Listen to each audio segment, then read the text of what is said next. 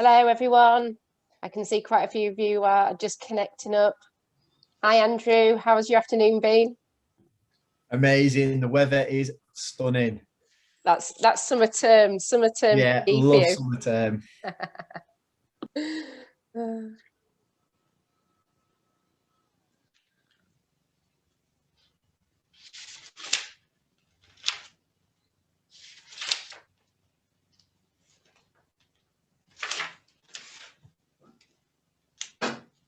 I'll just give it another minute. I can see people are still coming into the room from the weight room. Nice to see you all. I can see some smiling faces. That's good. First week back. We're still smiling.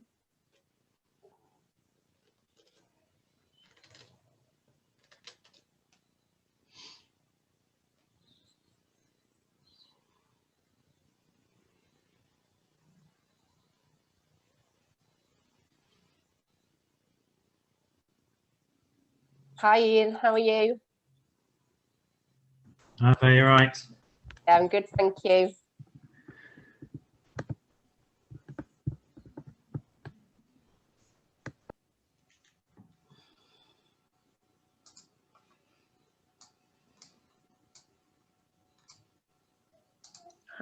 Just letting in a couple more people.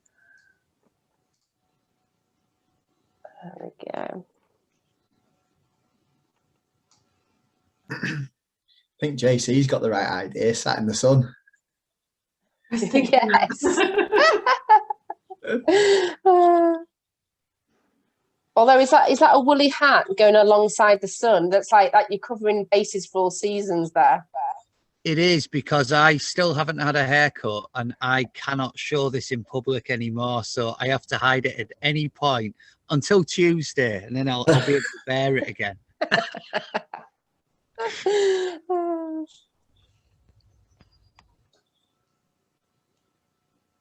Brilliant. Okay, well, there isn't anybody else in the weight room at the moment, so we'll make a start.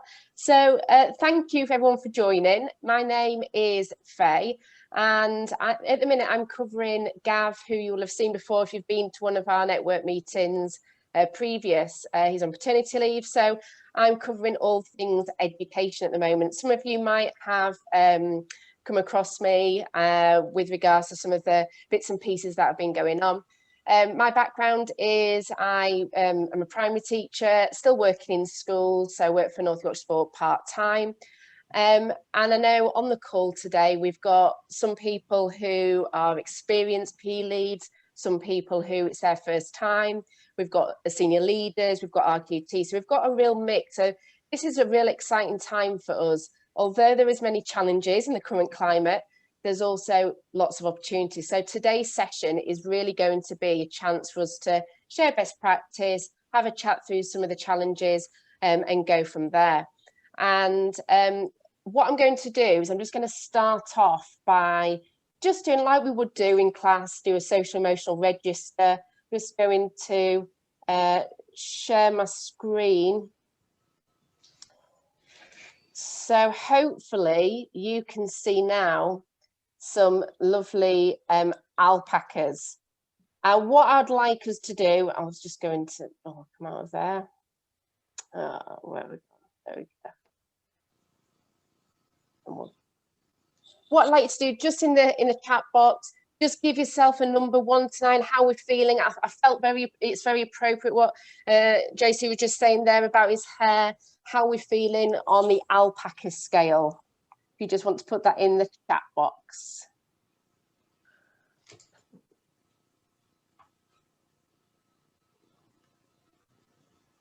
Oh, quite a variety there. I'm waiting to see the number 2. I want to see, yeah, I can see number 2. Great. We've got some people jumping for joy as we're moving into the end of the first week. Number 3. Yeah. And Nick's obviously feeling the love there. I'm hoping with his colleagues. Number 6. Great. Fab. Yeah, that's just a little bit of a temperature check just to see where we're at today. as we move forward. What I'm going to do is just talk you through the agenda for the session. And what I would just suggest, I'm actually just going to come out of there, make it a little bit easier.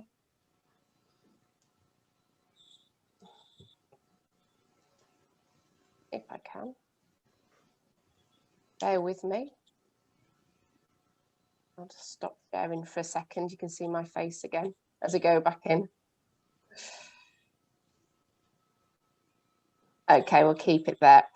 Can I just check everyone can now see the agenda? So if you just want to give me a little bit of a thumbs up so I can see. Yeah, great. Thanks, Dan. Yeah, so what I'm going to do is just give you a few updates here at North Yorkshire Sport, what's coming through, some of the guidance, some of the clarification on what can be happening in schools.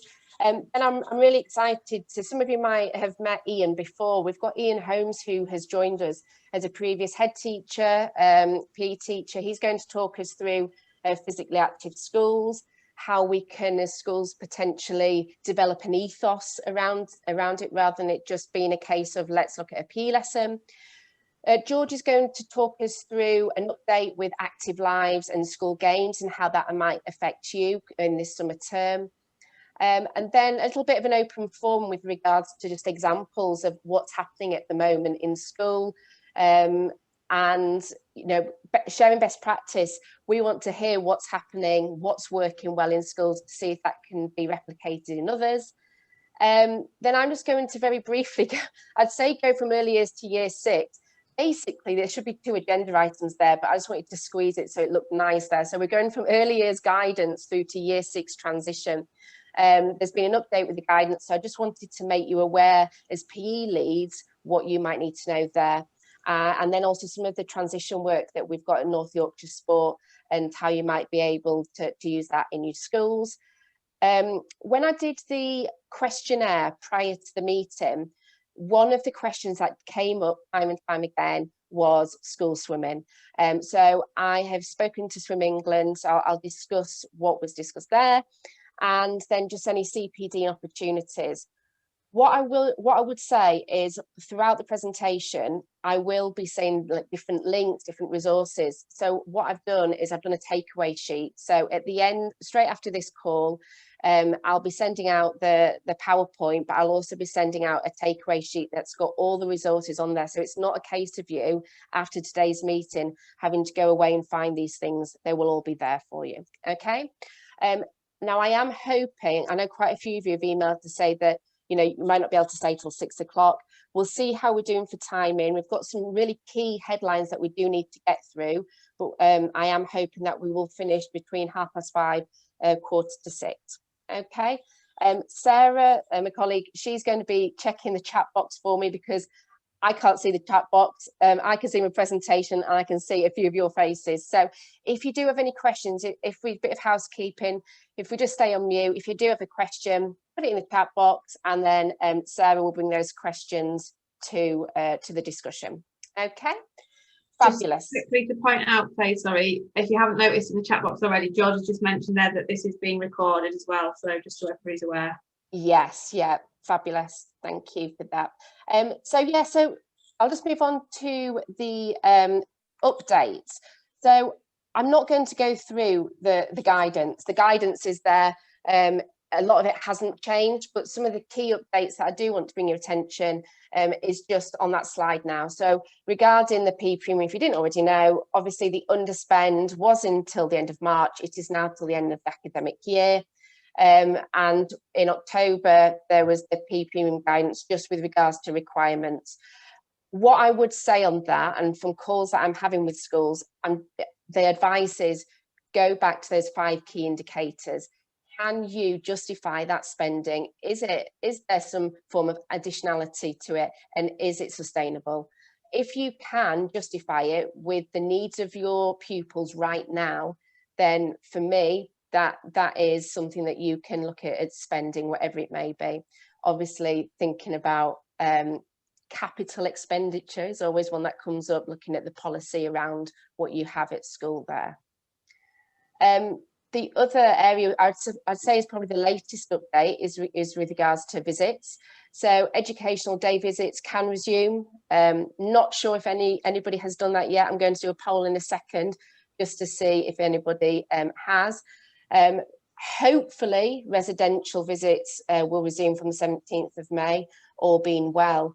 If you haven't already seen it, AFP did an FAQ guidance document, and there's just a bit of a headline there. You can see that is really useful. So there's some key questions there, and it just explains what you can and can't do. That's been updated. So before it was from December now, so that was updated in February. So I would recommend, if you haven't already seen that in terms of health and safety, to have a look at that document.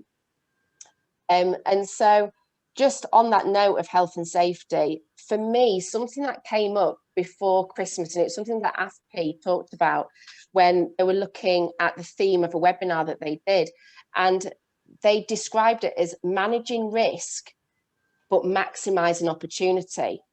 So I think it's a really good point right now just to see at your school, where on a scale are you in terms of managing the risk, in terms of our children at some point this term going to be going off site? Have you planned for them to be going off site, whether that's for a lesson, whether that's for going to do some form of activity? So I'm just going to now, I should be able to, just going to stop sharing and bring up the poll if I can. Oh, it's saying point out there, Faye, George has just put a couple of bits in the chat there around some workshops and courses if people want to have a look at those, as hockey and gymnastics. Yeah, brilliant. So I've got more of the CPD later on in the session as well. Great. At the minute, the poll is saying it's inactive. So basically, I'll do the question. We can do the numbers again. So the question was basically, have you planned for your pupils to be going off-site at some point this term? One was absolutely not. We're not even thinking about it. Two was we would like to, but we're still at the thinking, talking stage. Number three was 50-50 chance. Number four was yes, we have. And number five, which I'd love to see a five, was yes, we've planned it, and we've actually planned more than we would have done any other term. So can we just in the chat box just put 1 to 5, whereabouts are we at the moment of taking pupils or planning to take pupils off site? The polls come up now, Faye, on my screen. Oh, wonderful. Super. But we've got a few in the chat there. We've got 4, a couple of 2s, a couple of 5s. That's great, a couple of 5s. But yeah, the poll's up there if people want to start using the poll. Brilliant. I'm glad you guys can see it. A few more 4s. Anything could be up there. That's great. Now, do you know what? That is really, really pleasing to see, the fact that I think schools sometimes can have a label of being quite risk averse. So I think it's really great to see that we are looking at trying to get pupils off site, whether it's within the lessons learning or whether it is more of that enrichment outside of the school day. Fabulous. I'm just going to... So if you can't see that poll, Faye, there's 41% around in discussions but not confirmed, 14% 50-50, 23% have planned to, and 18% will be doing more than normal, and just 5% nothing at all. Okay, I would love to hear from the 18% of how you've gone about that. There might be some members of staff there thinking, how are you doing it? Whether that's conversations with SLT, I don't know if anybody would like to come on and just talk about how they've managed to get around that.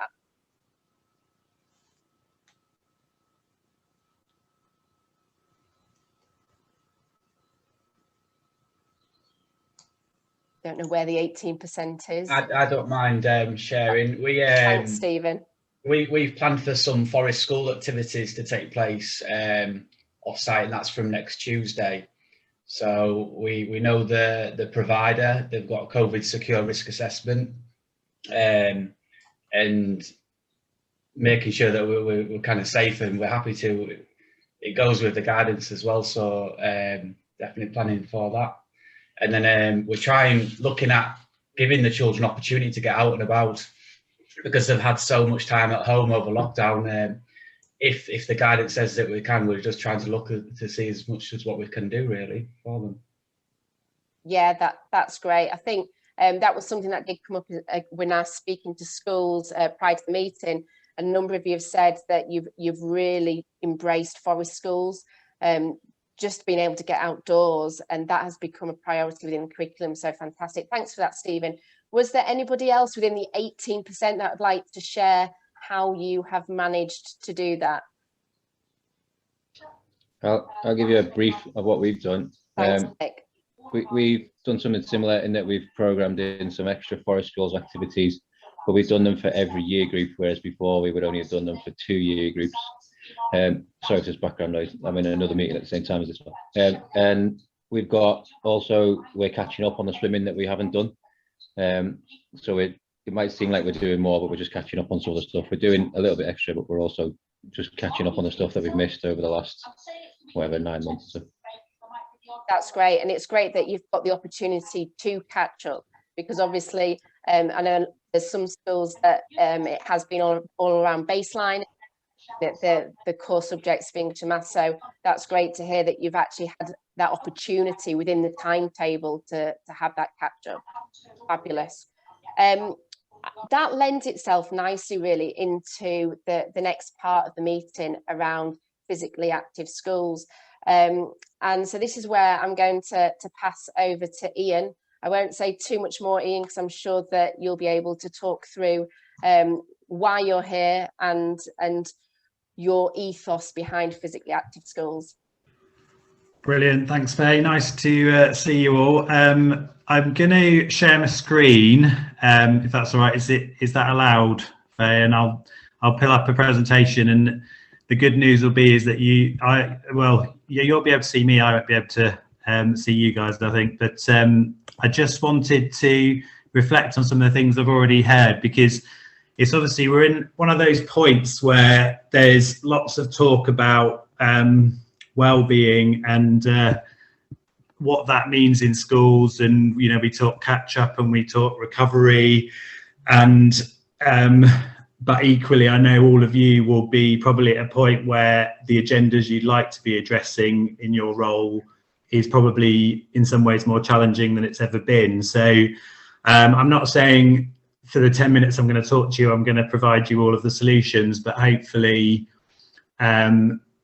we'll provide some thought-provoking ideas, things you may have already thought of, come across yourself. And then I really would like a bit of discussion, if we have time for it, to talk about how you can use the ideas we talk about in actually, practical application. So I'm a former head, as Faye said, and I worked with one of the schools, actually a part of Elevate Multi-Academy Trust, although we were a lead school, and we looked at a whole system around physical activity in the school. So probably less around PE and school sport, but more around the idea that every child should be active. That sort of led on to opportunities for me, which means I'm now working as the Creating Active Schools Director on Join Us Move Play, which is a Sport England local delivery pilot in Bradford, where we're using the Creating Active Schools framework to look at a whole school change around physical activity behaviours for children.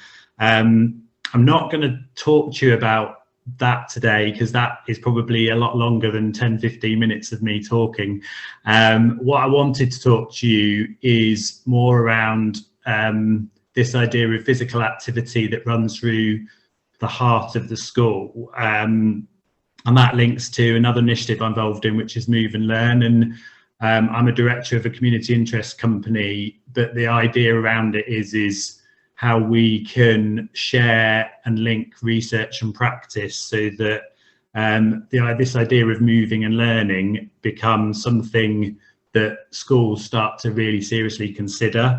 So I thought I'd start with this as a bit of a stimulus for you. Now, if you've got any film buffs amongst us, you'll notice that the graphics look a bit like something from Train Spotting. And why would we put anything up about drugs or link anything around education to drugs? But the whole idea here is that, and it links very closely with what's going on with the pandemic, is we always deal with these things in terms of treatment, as in we look at how are we treating something, whereas actually we need to look at the prevention, the vaccine. And, you know, I'm speaking to the converted here, which is always part of the issue, isn't it? Is that we, you know, people are passionate about physical activity and health, get this agenda, but it's, well, what do we do with the senior leaders? How are we going to persuade them, particularly at a time when there is this catch-up agenda? So the first thing is you need that stimulus. And the thing around it is I think actually we have to stop just thinking about physical activity as a health issue, because it, as I was, you know, showing here, it brings people together. And actually one of the things we've noticed through lockdown is physical activity opportunities were reduced, but actually those social connections and the way they build communities was reduced as well. And we have to build that back into the system much, much better than we had before we went into lockdown.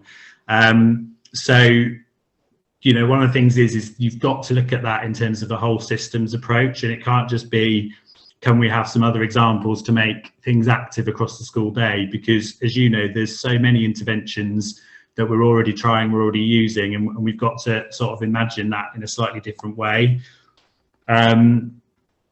Part of the issue we need to talk to our senior leaders about, and I'm more than happy to speak to any of your senior leaders for free, or, you know, I know there's some on this call as well, around this idea of we actually have this massive tension between health and education, and movement is one of the most natural things about the childhood development, which we literally destroy in the way we make children sit all the time, and the idea that sitting is the best way we learn, and this idea of a silent classroom is a functional classroom, and that's something we have to address. But to address that, we need some evidence, and you'll all have this armory at your disposal, and it's all linked to the KPIs within the P and Sports Premium. So I'm going to whiz through all of these ways you can make physical activity relevant in your schools, but actually we need to be asking the question, which I hope and I'm sure you do all the time, which is, what about those children that don't get those 30 minutes at home? Because again, one of the things lockdown has highlighted is that is more prevalent than ever, is that, you know, we can't say that children will get 30 minutes at home and make that assumption. We almost have to assume the opposite and say, well, actually we need to provide more during the school day, because it's actually a time when we know we have access to all of the children to make a difference. And also, out of all of those physical activity options, which is going to have the most impact on all children? And the answer is actually mostly the learning time, because here's just an example of a recent study, and it showed that in terms of that 30 minutes of physical activity in schools, only 10% of children were meeting the guidelines, and that's just for 30 minutes, let alone 60 minutes a day. And part of the issue was because it was a curriculum dominated by seated maths and English. And, you know, as you all know, within your schools, some of that's increasing. Now we're back in lockdown because of this need, or this feeling that we've got to address catch up. So how do we present an argument for something that maybe looks a little bit different? And I think we have to go back to the wide ranging benefits of physical activity, and mental health has come up as a huge one recently, but actually developing coordination is huge in terms of the ability to learn effectively. The confidence and the social skills is huge in terms of how they will move on as learners and as citizens as they go forward. And then also even just, you know, thinking about strengthening muscles and bones for some of the sitting that they will need to do to focus and pay attention properly. But actually going back to the fact that there is wide-ranging evidence now that says it improves concentration and learning.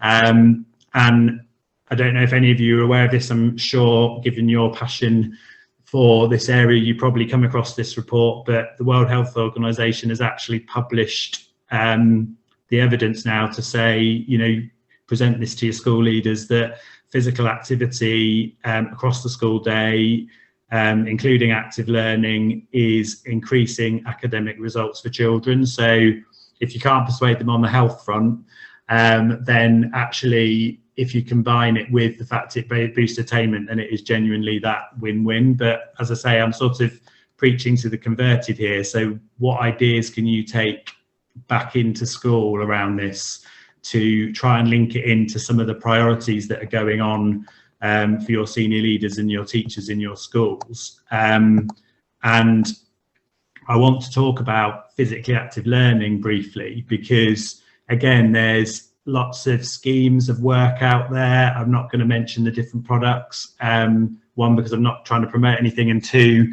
I also don't want them to feel like I'm dissing their products either. But actually, moving and learning and being active through our learning often has been being used tokenistically in schools at the moment. I.e., is actually what's on the right hand side of this presentation. They're actually energizers. Are they doing children harm? No, they are good breaks to hopefully help them refocus and concentrate, and they obviously reduce sedentary time. Are they improving learning? Often the things, the sort of the off-the-shelf practical resources are often making learning active for the sake of making it active. And what we need to remember is that actually there is a process to teaching and learning and a pedagogy. And if we're going to try and persuade senior leaders about using movement to enhance learning, then we actually need to link it to that pedagogy. So I'm just going to whiz through a few examples of what I mean by that, and then I'm happy to take any questions really. So the idea of move and learn retrieval is actually for those points in the learning process where we're retrieving that information. Actually, can children do it in a physically active way? Can they use movement to recall facts? Can they move or respond to the, you know, again, lots of schools are introducing these ideas of quick quizzes and multiple choice questions to check retrieval knowledge. Actually, could children do that through movement rather than ticking a box on a piece of paper?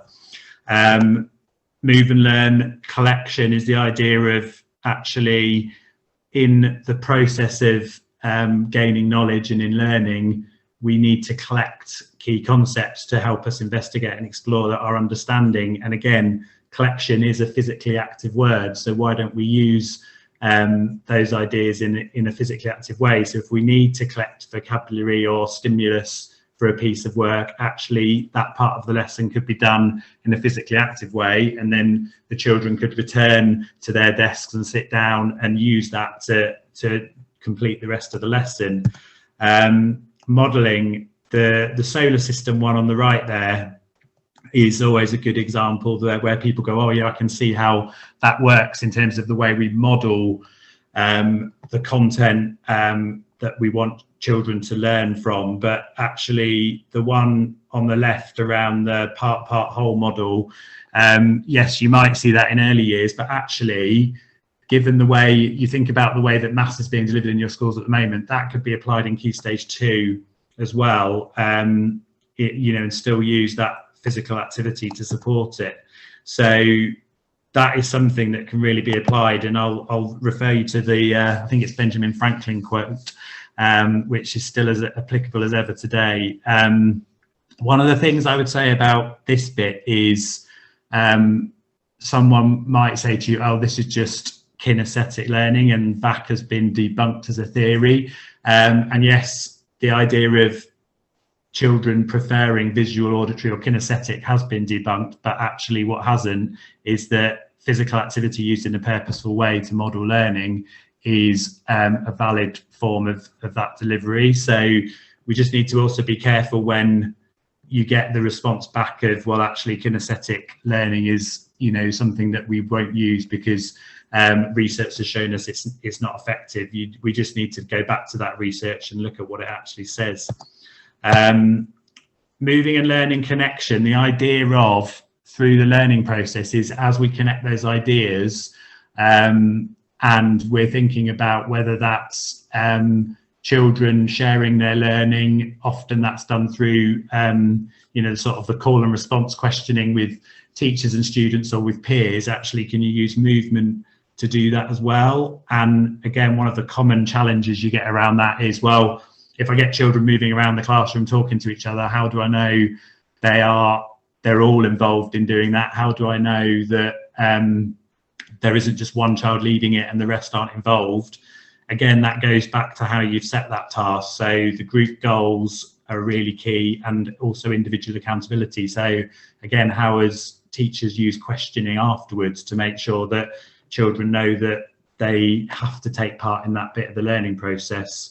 And it also brings out, you know, people worry that we're going to share misconceptions, but again, if the way you deal with the follow-up to those connecting activities will deal with those misconceptions. And then finally, you get on to the idea of creating through movement. Now, obviously, dance and performing arts and drama are obvious ones, but actually it's about, you know, if you've been learning about the style of an artist and actually you then, you know, we've talked about forest schools already in this training today, you're taking that knowledge and understanding and then applying that in a way using movement can be really powerful. So I've absolutely whizzed through this because I know I've got, you know, you've all got precious time and you've got other things to go through. But one of the things I just wanted to say is this is the energizers, which again, most of you know all about active breaks and are using it in different ways. But the only thing I'd say is think about why we're using them. So is it to reduce sedentary time? Is it because you want to improve overall time on task?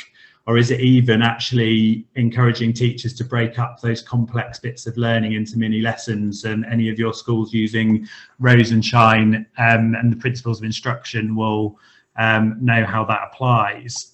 But if you need evidence of where this has all come from, and Faye's got I think a PDF of the slides I've done, there's 3 relatively recent papers that show about how this is, you know, putting more physical activity into aspects of learning has improved attainment in maths and reading, has improved attainment for lower ability children. So if you need to look at that catch-up argument, but also what the learning gains are over a period of time. So that's 4 months additional learning gains after 2 years. But my message, having delivered all of this, you know, this is a wonderful way to approach physical activity across the school.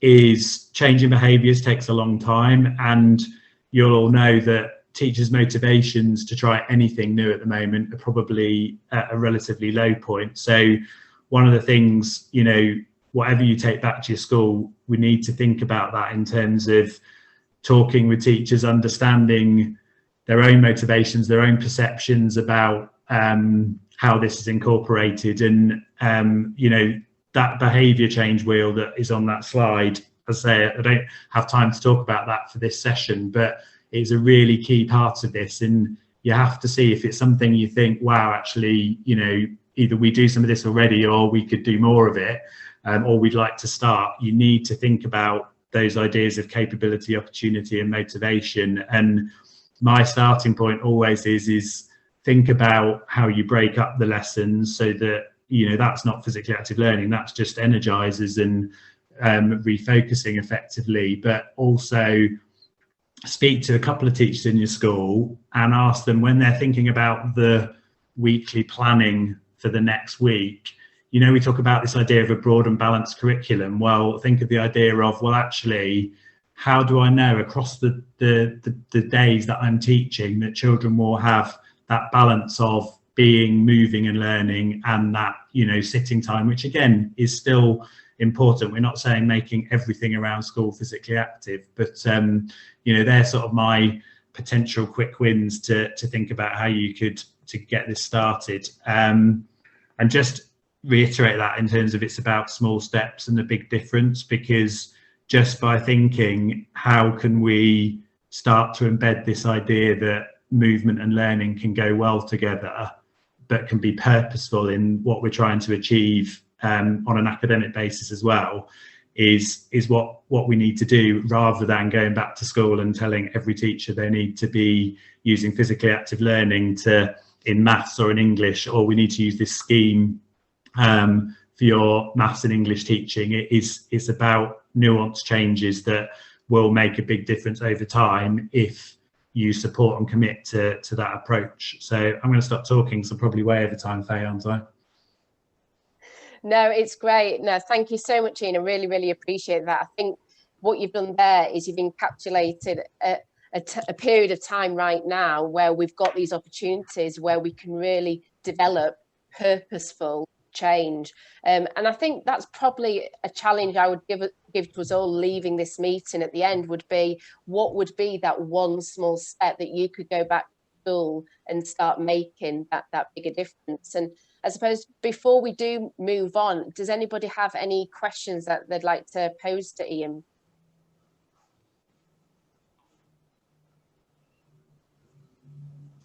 Nothing in the chat at the minute, but either pop it in the chat or stick your hand up on the notifications. I know we did have a question about what Ian's just talked through. I will be sending that information out with the PowerPoint and the takeaway. So you will have, you'll be guarded full of research when you go towards your SLT to discuss that further. No, but thank you again, Ian. I think it's been really useful, and I know for me, even though, you know, I've been in for however many years, it's just great to hear that again of some of the key purposeful ideas that we need moving forward to make sure we can make changes. So thank you. All right, thanks very much. Good luck, everyone. And that moves me on to George. So George has kindly come onto the call to discuss with us updates, 2 key updates around active lives and school games. So over to you, George. Thank you, Faye. Afternoon all. In typical fashion, as Faye's introduced it as being active lives and school games, I've done it the wrong way around, so I'm going to do school games first, then active lives. But I'll try and kind of give you a few headline updates on both. I'm just going to load up a few slides just to help me with kind of and visualize some of what I'm going to say, particularly around the active lives. But whilst I'm about to do that, if I could ask if people, it's not an exam question, so there's no right or wrong with this, but if you wouldn't mind in the chat just putting down either a few jumbled words or a sentence that would describe, if you were to tell someone new to your school, what is the school games, what just to describe it in a sentence or a few words, what would you put, and just what's your current perception of the school games? I've done my guess of what I hope or think you'll say, and I want to see if it matches up. So, but there's no right or wrong answer. So, and I'll just load up the presentation whilst I'm doing that.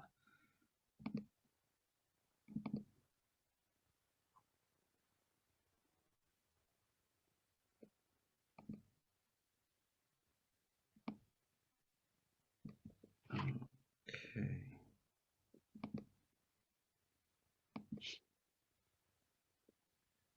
So, right, brilliant. I've managed to get the presentation up and see the chat as well. So I'm now officially multitasking, I think, which is good.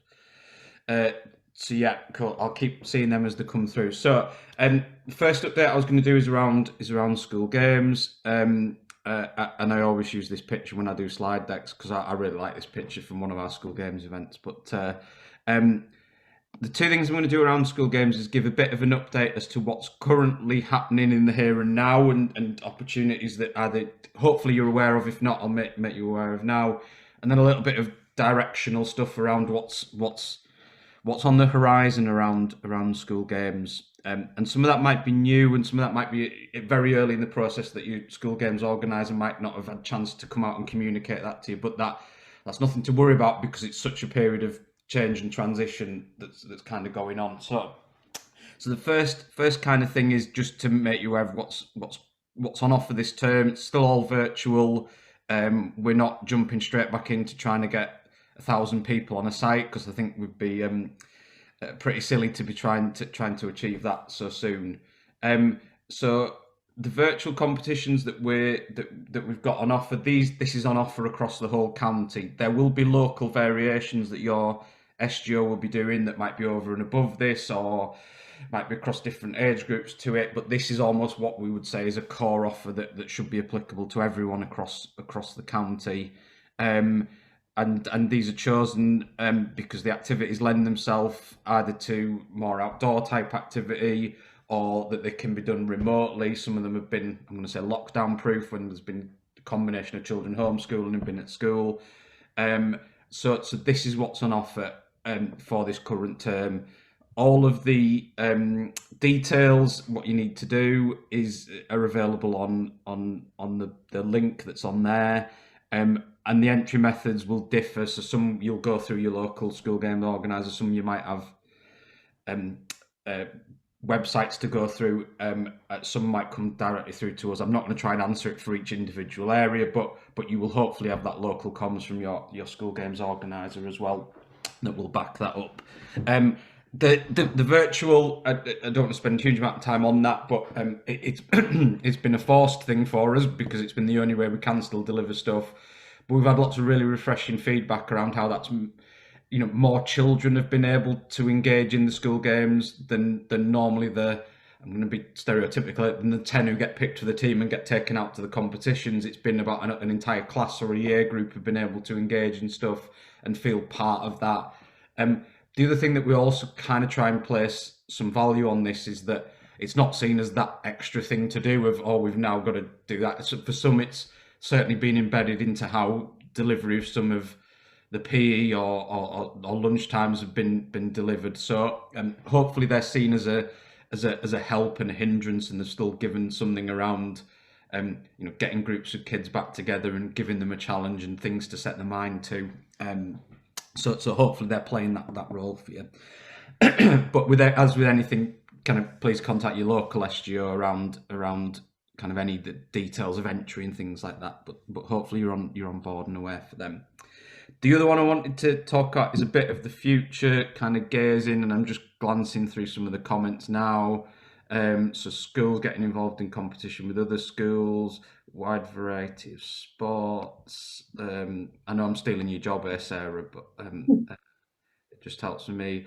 Engaging in competitive sports, competition opportunities, all abilities, sporting values, that's a good one. Introducing competition, primary PE, achievement, some real kind of good stuff in there, and thankfully not a million miles from the stuff I was putting as well.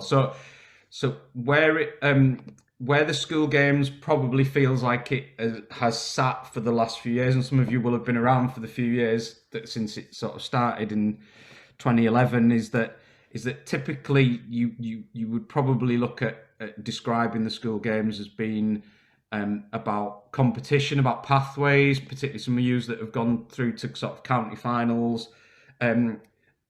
driven a lot through school games mark applications. I'm sure a lot of you have experience of them and the progression around them year on year, and also that attending of festivals and events like that. And that's what it's been, and that's the role that school games has had. Introduce a pandemic, and a lot of things happen, and one of those is thinking evolves and things shift and change, and some of the way that we've had to do that has changed absolutely with the virtual stuff. But also there's been a slight shift in emphasis in terms of national policy, and a little bit around almost expectations of what of what is wanted in return for that investment into school games. And this is still being understood. People are still working through it. We're still working through it with the school games organisers. But some of the themes that are coming forwards, and this is more warming you up, prepping you for what's kind of ahead, is not everything's been ripped up absolutely. But the challenge is being set around how some of the activities, how some of the offer can be a bit more targeted in who we're working with, and a lot of that is being driven by meeting certain outcomes and being driven by some of those outcomes, and they may not always be about the outcomes that we previously have been, which have probably been a bit more about increasing participation or providing pathways for people to achieve in a sporting sense.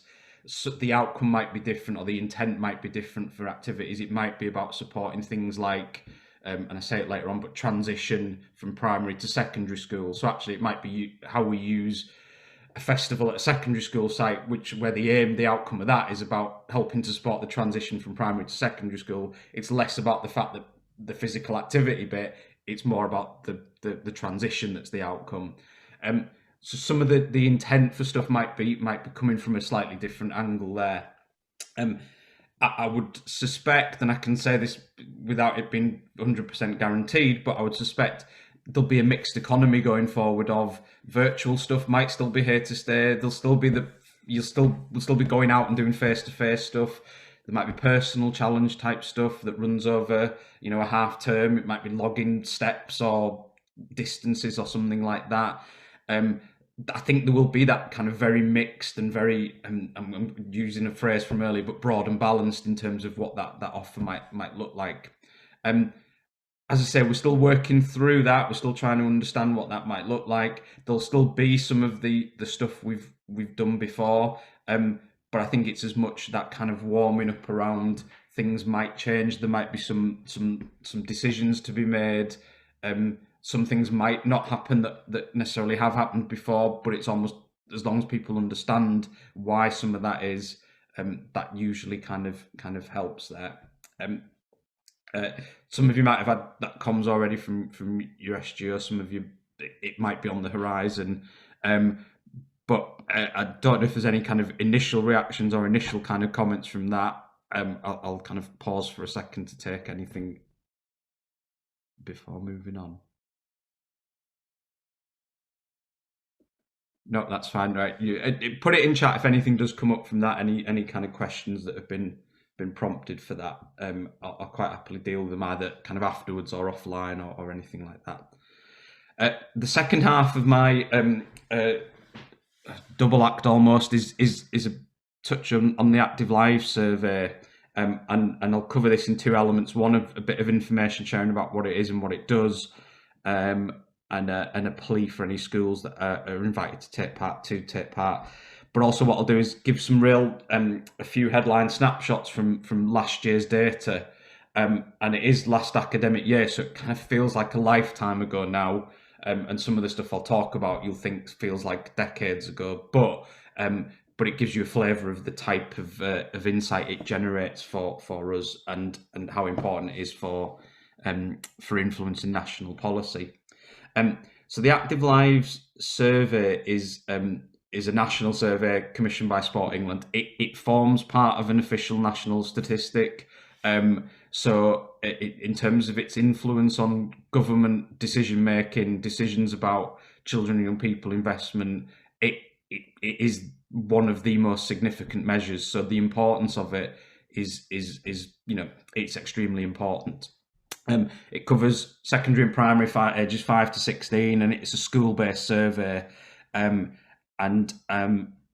what it does is, rather than it being a live tracker of participation levels or a live dashboard, yes, it does capture data on participation levels, but probably what it's more after is understanding trends, understanding inequalities, understanding attitudes and behaviours that sit behind that participation. So it's not just about, Hambleton's more active than Scarborough, right? League tables, so what? It's about actually understanding some of the attitudes and behaviours that might influence participation more so. Sorry.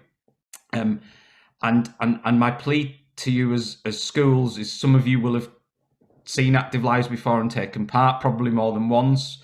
But if you do get the call, and I'll tell you a little bit more about that in a second, but if your school is approached it's a national random sample. So we get given a list of schools each term that we then have to go and engage with and ask, beg, threaten, bribe, whatever method works.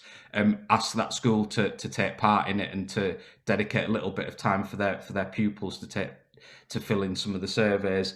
But what it really does is it's contributing to that greater depth of data on a national level. The school also gets an equipment incentive, so there is something in it for you. But you also get a data pack of your data reflected back to you. And it's important to point out that that is not a judgment on your school. And we've had a couple of schools say, get a bit nervous because actually lockdown, we're scared that kids haven't been active, and is that going to reflect badly on the school? There is no judgment on a school on your participation levels or what it says. You get an insight pack which tells you what, reflects to you back what your data has generated, and you can use that as evidence for your PE premium to help identify what priorities you might do in the future. It is a useful pack. So our summer term schools, probably in the next week or two, will be getting contacted. So if you find that an email or a phone call winging its way to you, or it sent down from your head or whatever, I'd really encourage and I'd really kind of plead that you kind of find a way to take part in that. That would really help out both you as a school, I think, and contribute to national level data. So excuse me, I've got a real dodgy throat this week.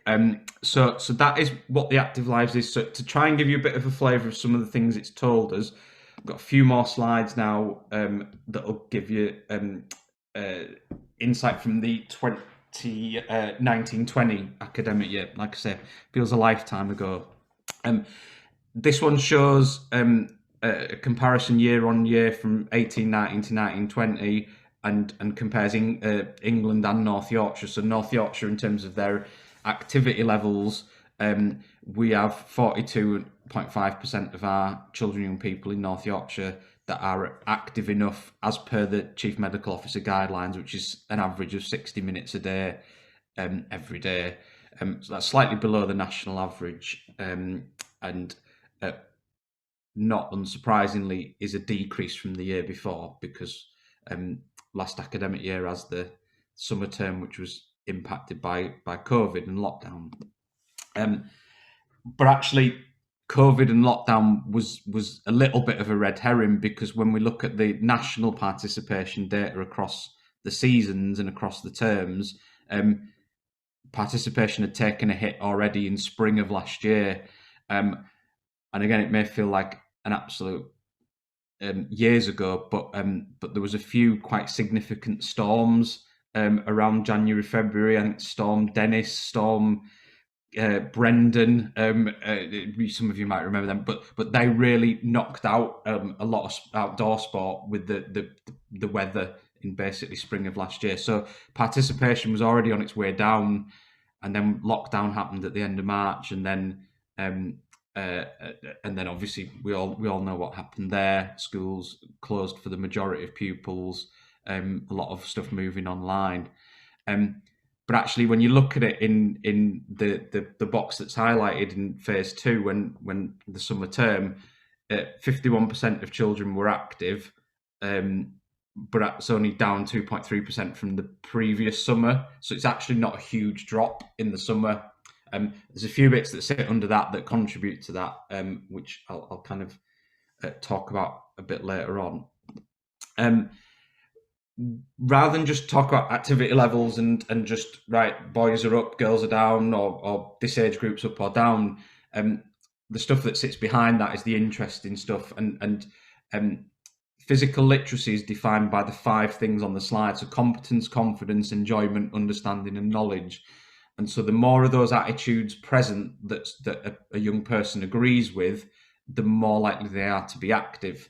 But what we found is that over the last year, the attitudes for girls are lower than compared to boys, but boys went down more than the previous year. So boys kind of did take a hit year on year, but girls are still lower. And when we use that same kind of grid and we talk about affluence levels, unsurprisingly, those from the least affluent families show less of the attitudes. They've got less of the attitudes present, or a less positive association with the attitudes, and so that gap widened over the last year. So we talk about inequality. Government use the words levelling up all the time, but actually, what we've had is a scenario over the last year where that gap has got greater between the most affluent families and the least affluent families. This is all on a national level. This isn't about North Yorkshire specific. In terms of that making the case, and I think we all know this, hearts and minds are one with the people kind of round this table on this Zoom call. But what this does reinforce is that when we talk about some things like individual development, resilience, there's a positive association between the more active you are and the more resilient you are. So this question here of, if I find something difficult, I keep trying until I can do it. You can see on the left-hand side that the 40% of active children will agree with that, strongly agree with that, but that gets less as you get fairly active and less active. And similarly on the right-hand side, if you've reported that you've volunteered, you are more likely to be more resilient than if you haven't. So there's some good positive association that's happened there with that. But breaking that down a little bit further, that's gone down for all age groups, but particularly children in years 3 to 6. That's been where the most significant drops have happened in the summer term against the previous year. And that's regardless of activity levels. So there's no longer that clear association between that activity level and the level of resilience. So that's really blown out the sort of the established trend that we'd kind of got there. So real significant hit that we all know that those age groups took kind of last summer. Same kind of principle, but around mental well-being or happiness. In terms of asking the question of how happy did you feel yesterday? But again, a link, more active, more happy is essentially that, and that's something we'd all expect to be like that, and would make the case for. But actually, this really does help both in terms of making the case for being active and taking part in kind of voluntary stuff. One or two of the other things that we found is that the reason why the drop in summer wasn't as significant was largely driven by an increase in teenage girls' activity levels, who were last summer were much higher than the previous summer. So even though we had periods of lockdown, periods of homeschooling, clubs not being open, activities not happening, girls got more active, and some of that is put down to probably that the privacy of doing stuff in your own home, the no fear of judgment, which I know is a big thing for teenage girls. People like Joe Wicks as another example, but actually older girls in particular got more active as a result last summer than the previous year. A couple of the other things we found is that there's more resilience in terms of participation levels in rural areas than there were in urban areas. Actually, the hit wasn't felt as much in rural areas. And then the other ones there I've kind of talked through around least affluent families are more negatively impacted. The attitudes to sport have decreased. Year 3 and 4 boys had the biggest drop in happiness and resilience. And the most obvious thing I think is that the types of activity that people were doing, they were team sports, but they couldn't be over the summer. So it was everyone moving to walking, running, cycling, being the majority of kind of activities that people did. Again, sorry, a whistle kind of stopped toe there, but I will pause and breathe. And if anyone's got kind of any questions or comments, I'm happy to take them there.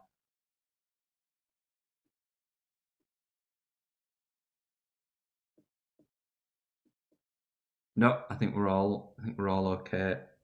Stunned by your statistics there, George. That's what it was. Fabulous.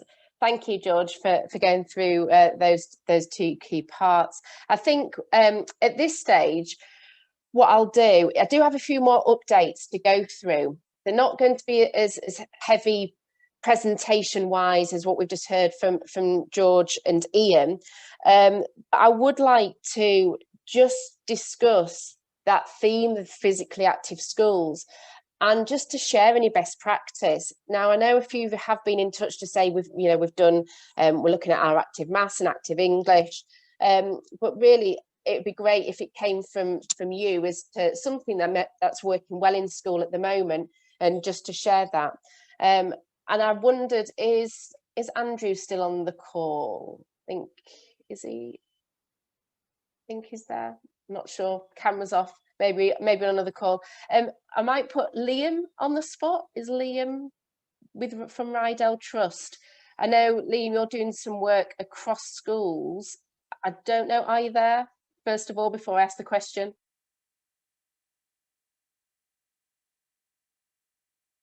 Maybe he's still soaking up all the statistics that George has given him. Has anybody got anything that they would like to share at this stage?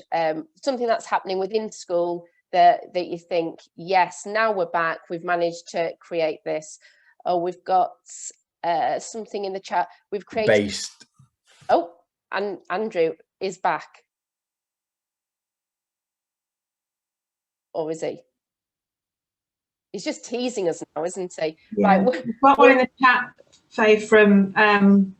I think it is Sophie, created a scrap shed for break times, seen a huge increase in the activity during these times, and more group and community building through it.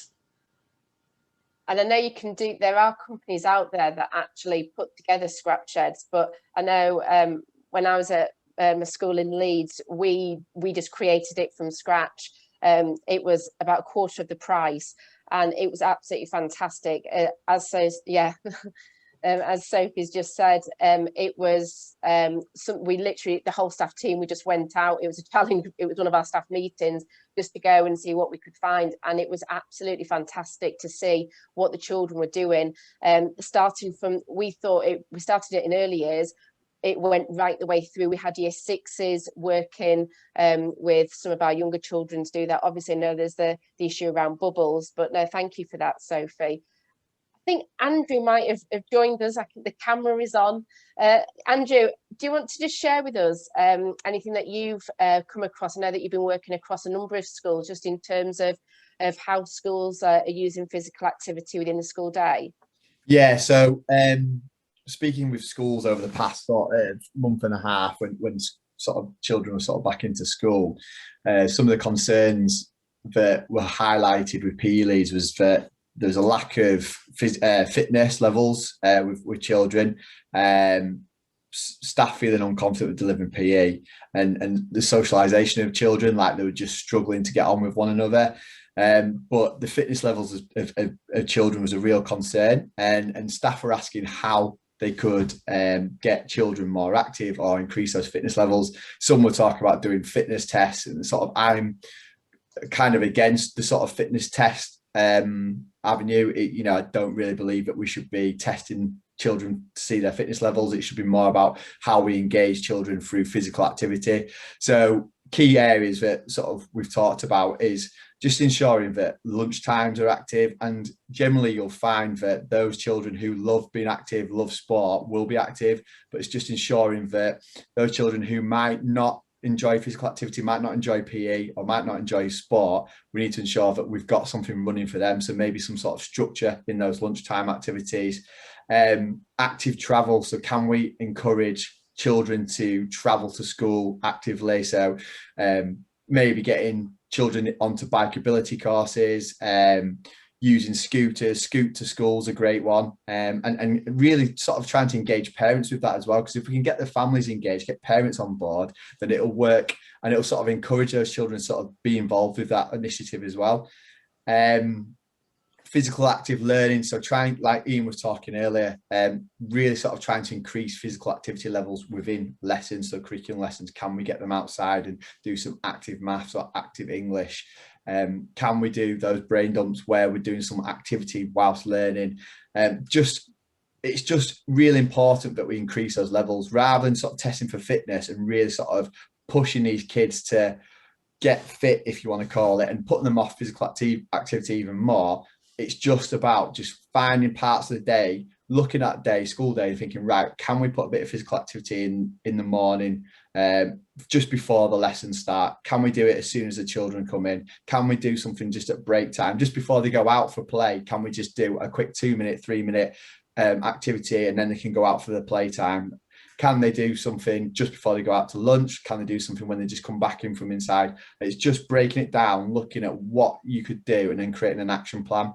And we were talking earlier, weren't we, Faye, about if we could sort of speak to SLT, and I know that can be a bit of an issue at sometimes, but if we could speak to SLT and try and get physical activities to be part of the school development plan, because as Ian said, and as you've shown us, there's so much data now to support that children's concentration levels, their resilience, everything else really increases. So I really think that if we can get heads to buy into the idea of physical activity and the benefits that it will provide, not just physically, but socially, mentally, it could really benefit the school. And it's just sitting them down and just explaining how you can do it and where you can do it within the school day.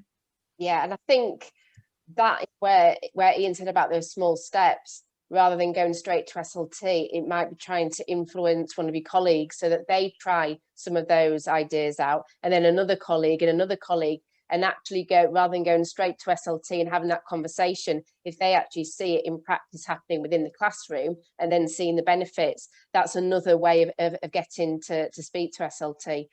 So no, thank you for that, Andrew, that's great. There's a couple more in the chat now, Faye. Okay. So in terms of the fact that they've introduced weighted hula hoops and diablos at playtimes, and that they've seen that this has been really quite inspiring for their pupils. And then Stephen, they've introduced a bucket of new playtime equipment for each of the classes, lunchtime change for life clubs, and whole school 3-mile charity walk, to raise some funds for their charity, but also to try and engage them all with being active. That sounds absolutely fantastic. I think that's actually something that has come through with schools, especially with the topic of underspend, of spending some of the money on equipment, more equipment, especially with regards to bubbles, at playtimes, at lunchtime. So no, that's brilliant. Thank you for that. Oh, hey, can I just say something else that we've sort of talked to PE leads about, and almost trying to have like a competition between classes. So a physical activity level sort of competition, and each class has to get involved, and the staff member has to get involved. And it doesn't have to be anything too strenuous. It could be just the number of star jumps a class can get through in a day, or anything. It could be how to catch a ball, how many times can you catch a ball in a day, and just have that competition. And it just creates a little bit of it just increases maybe a bit of interest from the staff, but also from the children as well, because they might want to get on board a bit more because they're the winning class. Yeah, I mean, especially at a time where we're limited to what we can do from a competition point of view, although that is now changing. Yeah, that's a great idea. Thank you. I can see, is there something in the chat there, Sarah? Yeah, so put one down there around using Playtime Cards and sort of them teaching each other new games and trying them out and things like that. Some of them just really simple ones, but there's a link that Sophie's put on there as well. If people can get it to work, but otherwise Derbyshire Lunchtime Games has a PDF on there, but we can look at that. We could potentially add it to the information on our website, Faye. Yeah, I'll do that. I'll add that to the takeaway. So thank you for that. JC, you've said you've got a few ideas. Yeah, hi. Yeah, I mean, I'm in a fairly unique position really, because I've also apart from being PE lead, I'm also on the SLT. I'm deputy at Linted in Burniston, north of Scarborough. And what we've managed to do really is identify through the various lockdowns the levels of stamina, not just in sort of physical education, but across all the subjects. So we're trying to increase stamina through supportive activities. So one of the interesting things we've been able to do, and it's been quite interesting really, that we've been able to engage the children in daily mile or equivalent activities each day, and the children have got lots of different activities to sort of do with that. Going outside for 15 minutes while the tables are being cleaned after their bubble has been in the classroom has meant that everybody's been outside and worked outside. We've timetabled more slots in the week as well to have PE. There's 2 dedicated hour slots, so that gives a minimum of 2 hours, as well as all the other 15 minutes each day. And even through lockdown, we were inviting some people in, but in a virtual or digital way through Zumba and through yoga as well. And we've seen that we try to present the message that your mood will lift, your well-being will improve with more physical activity.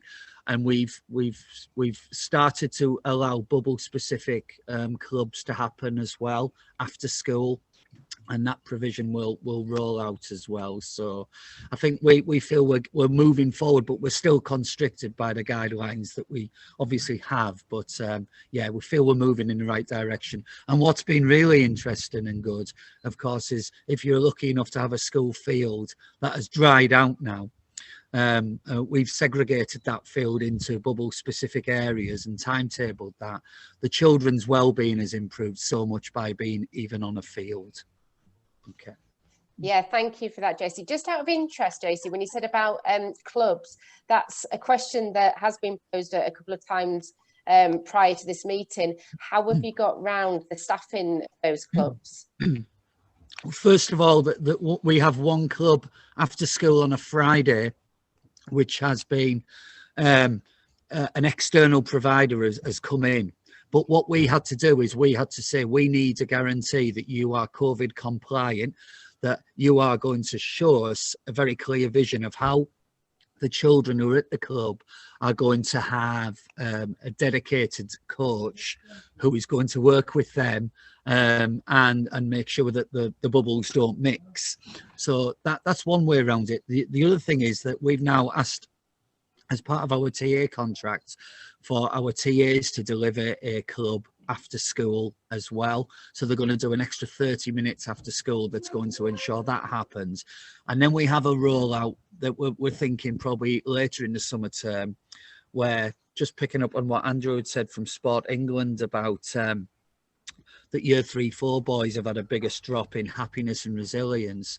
I've been thinking about trying to deliver a bubble specific group to, I'm a year 6 teacher as well as being a deputy, a group to deliver a club to one other year group. And our principle in our school is that we'll only ever work across a maximum of 2 bubbles. But again, we do that in a socially distant and COVID compliant way wherever possible. No, that's great. Thank you, JC. So is there anything else in the chat before we move on? There's just one more that's come through from Dan around creating activity posters using something called canva.com, if anyone's heard of that, just in terms of trying to promote a variety of activities at break times and lunch times. It mentions you've got a ball court there, so yeah, I'm happy to actually make use of that. If there's any time.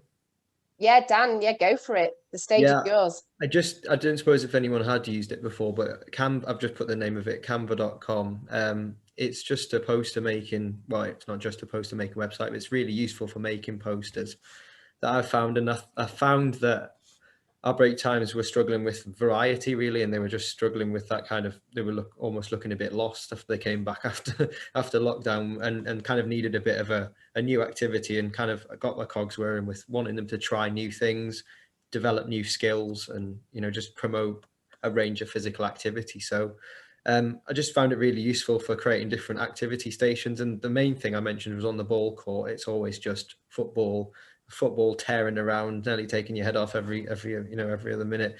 So I thought, what, we'll try. And I've just made, you know, basketball, netball, football, and actually a touch rugby one that I've introduced recently that's been really nice, and they've absolutely loved it, and just trying a sport that some of them haven't really had a chance to try before, because it's always just whatever people who like football want to do. So yeah, it's just in a nutshell, really just getting them to try new skills, and it's worked really nicely for us. So just one more, Faye, as well. Thanks for that, Dan. That's really good. Just one more there from Stephen, just highlighting again, similar to JC, around the use of external coaches and making sure the COVID secure coaches that are coming in, but also that the teachers have led a class, but they have to remain in their groups. And I like the idea of the duvet morning. Sounds good.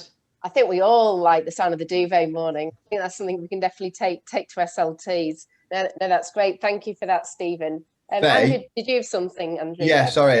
We've got a book that we give out to our schools, and it's full of different games and activities. And I'm more than happy just to send it out to you guys if you want it. Oh, great. Just to help staff with ideas. Yeah, because I do think that is something, I know we talked this morning, didn't we, about staff confidence in actually being able to start leading activities again. So that would be fantastic. So if I can add that to the resources, if that's I'll send okay it with through you. to you. Yeah, fabulous. As well, Faye, just sorry to jump on as well, just to highlight again, I know we're going back to information that was sent out almost right at the start of lockdown and COVID, but there's loads and loads of information on our website about ideas and activities that people can tap into. So again, I know a lot of that stuff came from you, Andrew, as well in the first instance, but just to remind people to have a look on there as well. And I know we've got the don't know if you've all seen the 30 in 30, so the 30 activities that you can do within 30 minutes. So I'll send that resource around. Again, the more variety you've got, the better that you can then adapt for your children. So brilliant. No, that's great. Hopefully that's, even if you just heard one idea that you think actually I can take back to the school, I can adapt it, that's brilliant. What I'll do, I'm just aware it is 5:15, and I'll move now on to the next part of the session. I'm just going to move that along there. I'm just going to share my screen, and I'm just going to pick out a couple of the further updates. This is more just to put on your radar more than anything else, really. But the first update is regarding opening school facilities. So this is a project that I was involved in before my current education role. And the next phase it's been opened up currently. Now, there is a focus around secondary schools with this, but the two key strands for the Opening School Facilities project is around developing those extracurricular opportunities. So that's why I did ask that question to JC around extracurricular and how we can open schools up so that they are providing extracurricular opportunities for their school community. And so the one health warning I will say with this is there is a pot of money that sits within our active partnership. So schools can apply for that. There is a link on our school, on our website, and the closing date for that is the 28th of May. Now, to be able to apply for that, there needs to be obviously a need for that.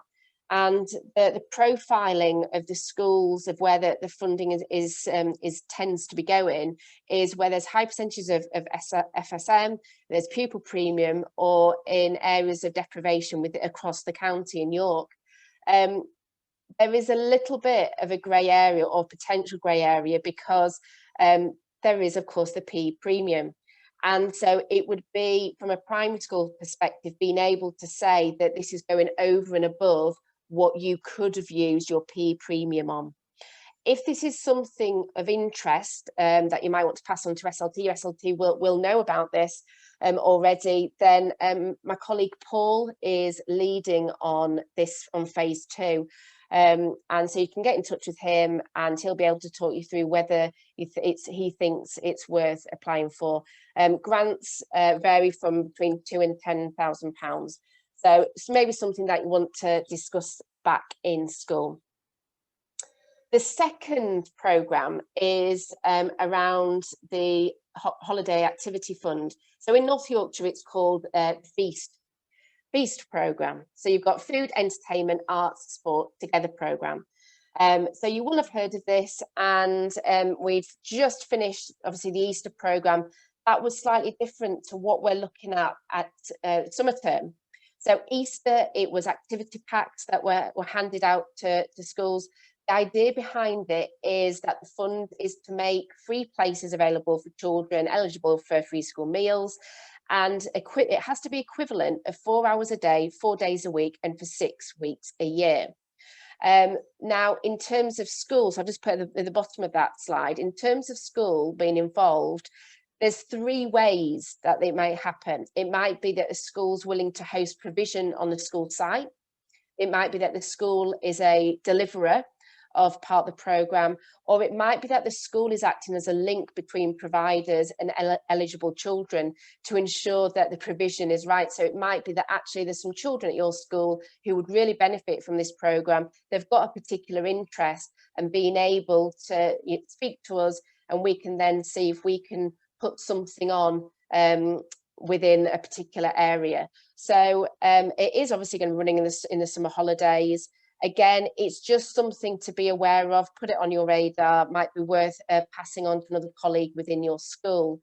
The colleague at North Yorkshire Sport who's leading on this is Laura. Her email's at the bottom of this slide, but again, you will be getting all of these links.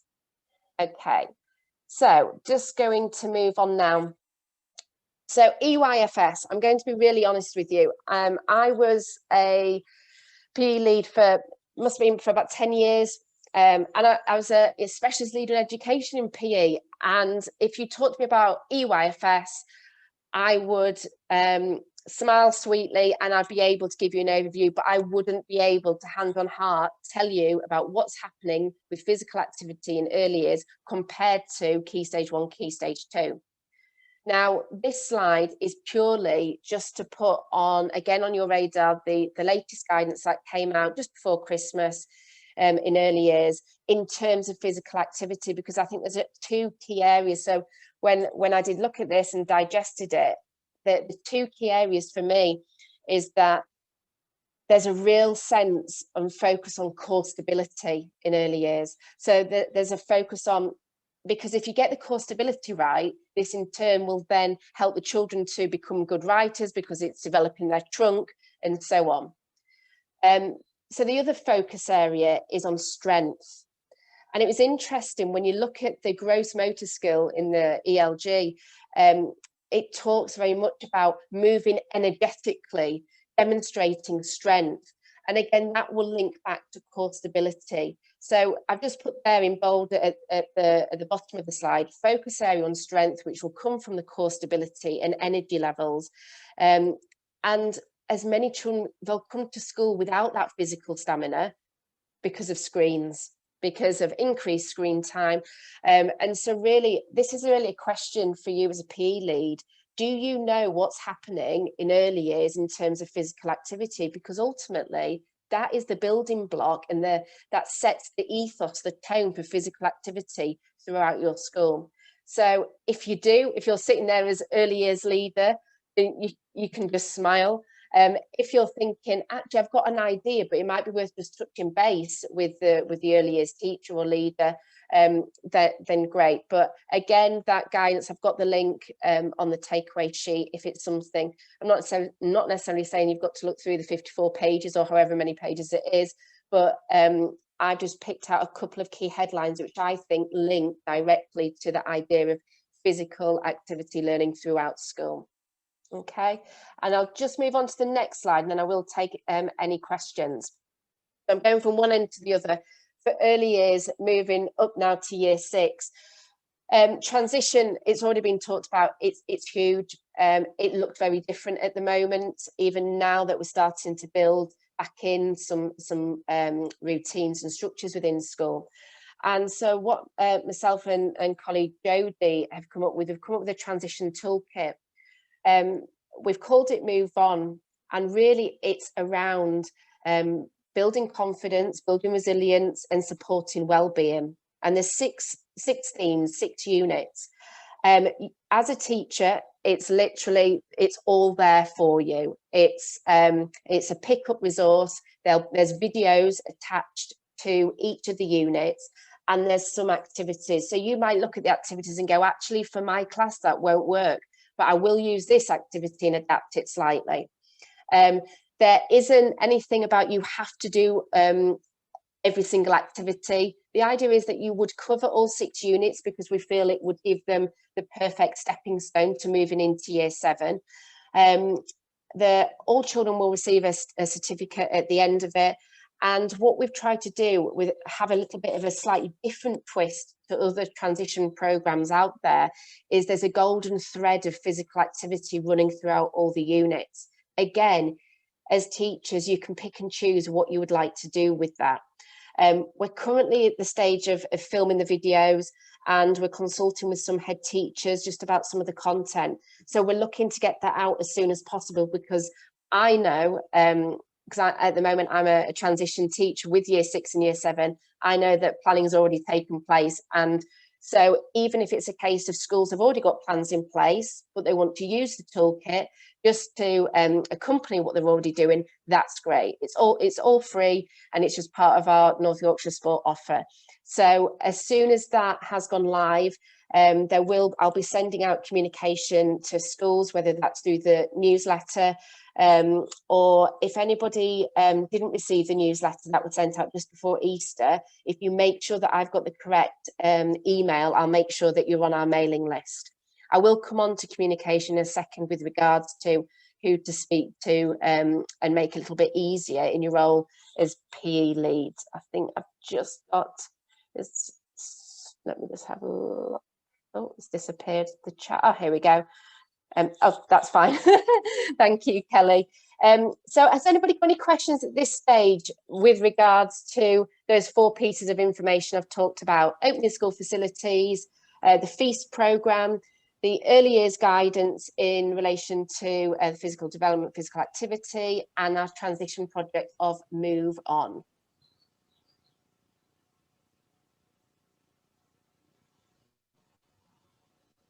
No.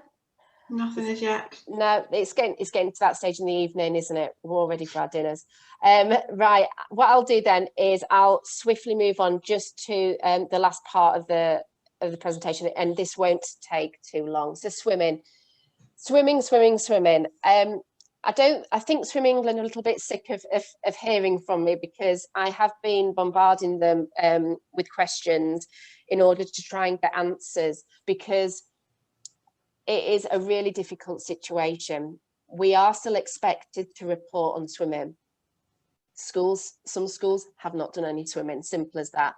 And swimming pools, in many cases, are still not open to school swimming. So what does reporting on swimming look like?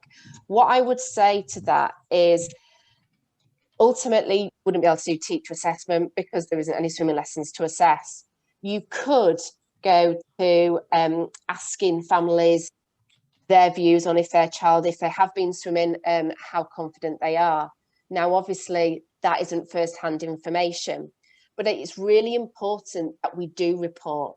And the reason for that is because even if you are going to put, actually, I'm not confident that any of my children at year 6 can swim 25 metres, I'm going to put 0% compared to your previous years where it might have been 70, 80%, 90 or even 100. That is showing that there's a direct impact on COVID. And this data needs to be real data, because it will be looked at. And in the future, we don't know what might happen with that, because ultimately we can't, the DFE won't be able to keep looking at data that says actually our children, that nobody's swimming, no one's been able to confidently say that they're swimming 25 metres. So as far as reporting, my advice would be between now and when we need to report, there isn't going to be a sudden change in guidance. I can't see that happening. If it does, amazing, but I can't see it happening. So you just need to decide as a school how you are going to report on that. And obviously then there would be a caveat moving forward when you're comparing the data sets year on.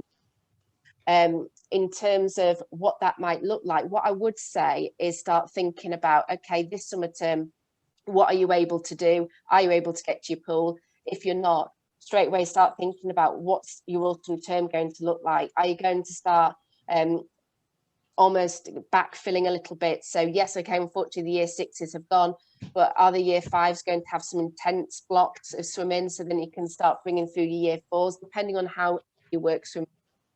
But I would really start looking at that forward planning, because ultimately if you've got the data there that's saying, actually, you know, we don't know how many children are swimming, but this is our intent for next year. If anybody was to question you on swimming and what that looks like in school, you've got a plan moving forward. And that's all I would say, is make sure you've got that action plan, short term, but also medium to long term into the next academic year.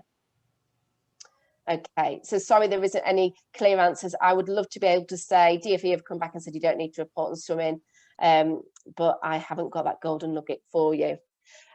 In terms of CPD, throughout this presentation, whether it was Ian, I know Andrew's mentioned it, George has mentioned it, there's been a sense of well-being and coming back to well-being. We are running for the first time a level 4 course. So this is a brand new course, and the idea behind it, it's a way of supporting well-being through PE. Again, it's aimed at it, you've got to have a teacher qualification to be able to take part in the course. It's 5 2-hour sessions, and it's starting in May, and it will run through till December, till Christmas time. And it can be used with PE premium funding if that's something, that's a route you wanted to go down. And there are still spaces, and so if you go onto our website, you could look at booking onto that. So level 4 is something, it's new, and it also has a really exciting element of advocacy. So one of the units purely looks at how can I influence others within my school and SLT, and it involves presenting to SLT the benefits of it. So it does link in nicely to quite a few things that have been said tonight. Another course is the level 5/6, which I know a number of you have already led on. We've got a new cohort starting in the autumn term for that. Again, that's something that's bookable. So those two are involved funds, but I wanted to make you aware of those because I do think they're important. Then you've got your freebies, and everyone loves a freebie. If you haven't already, I would really recommend looking at the Yorkshire and Humber learning modules. There's some great modules on there, free modules. So you can go on the module, there's different lessons, some fantastic ones. And one of them, which I've just put on the slide there, is physically active learning in schools. Everything we've been talking about tonight. So do go along. As I said, it is free to look at some of those modules. And alongside that, in terms of communication, if you haven't already, there is a Facebook private group for Primary PE Lead Network. So if you just go on to Facebook, you will be able to find that. I have put the link in our takeaway sheet, and we've started doing our termly newsletters. So any key updates, if anything comes out before the next network meeting, we can communicate that by the newsletter, or it might just be a separate email. But we are using the newsletter as a super way of being able to discuss any key areas, because let's face it, we're all really busy. We can't keep meeting up every couple of weeks. So then the next bit is just watching out for 3 key areas here. We've got a conference. This is the first time that we're going to run it, North Yorkshire Sport Conference in summer 2. It's going to be a wide range of topics covering a lot of the work that we do. One of the key topics is around physically active schools beyond the PE curriculum. So beyond those 2 hours, how can we make our school as physically active as possible? This will be school leaders, governors, school staff can be invited. When the dates and times have been confirmed, I'll be sending the information out near the time. And 2 of the other areas, I was inundated with the word assessment, of what does assessment look like right now in schools? And that's a really good question. And for me, coming from an assessment background, there's twofold, I think, to this answer of, it has to come from a whole school assessment approach as to how you're assessing now. And actually, a lot of the work that we're starting to do, again, in schools, in classes, in lessons, it isn't any different. So in terms of assessment, we can now still start putting in those assessment tools that we had before, and not be scared to use those assessment tools. But in saying that, assessment would look different in every single school. So we're going to put on some drop-in sessions. Drop-in sessions we put on just before Easter were really successful. We're going to offer small groups, so just 2 or 3 schools in each session, so that we can unpick what's happening in schools, what are the challenges, and just to try and draw out some solutions, but on a smaller scale. Because if we could talk for a couple of hours on assessment as a whole network, but my view might be very different to, say, Dan's or Andrew's. So we are going to be offering that. So please, sign up to those. They will be on the website. And again, I'll send you the links over for that. But really, my final thing with regards to CPD is OAA. Sally did a fantastic presentation in the last network meeting. For me, out of everything that's happening at the moment with PE and in school, there needs to be a focus on outdoor learning. So as a follow-up to Sally's presentation, and to keep that momentum with trying to influence more outdoor learning, we've put together an outdoor learning module, which will be going on the Yorkshire and Humber learning platform. It's full of tips, it's got videos on there, there's action planning so that it can help you back in school. And alongside that, Sally has very kindly offered to do some drop-in sessions. So if you've got something that you really want to run maybe for the autumn term, but you want to start putting things in place now, you will have the opportunity to have a one-to-one chat with Sally with regards to your provision. At this stage, I know that I've just done lots of talking there. Is there any questions in terms of the CPD offer?